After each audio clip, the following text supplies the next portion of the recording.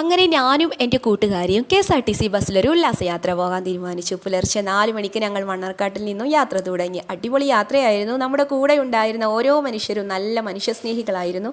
മാത്രവുമല്ല വാത്സല്യവും സ്നേഹവും കെയറൊക്കെ നൽകുന്ന, യാത്രയെ സ്നേഹിക്കുന്ന നല്ല നല്ല മനുഷ്യരായിരുന്നു കേട്ടോ അവർ.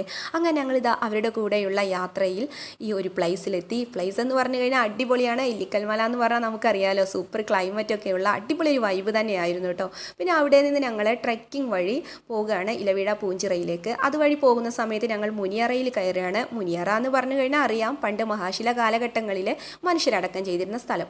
അങ്ങനെ ഇലവീഴ പൂഞ്ചിറ എത്തിയിട്ടോ. ഇലവീഴ പൂഞ്ചിറയിൽ എത്തിയപ്പോൾ അവിടെയുള്ള ഒരാളോട് ചോദിച്ചു എന്തുകൊണ്ടാണ് ഇങ്ങനൊരു പേര് വരാനുള്ള കാരണം. അയാൾ പറയുന്നത്, പണ്ട് ഇവിടെ എപ്പോഴും വർഷത്തിൽ തീപിടുത്തം ഉണ്ടായിരുന്നു, അതുകൊണ്ട് സസ്യങ്ങൾക്കൊന്നും വളരാൻ സാധിക്കുന്നില്ല എന്നായിരുന്നു.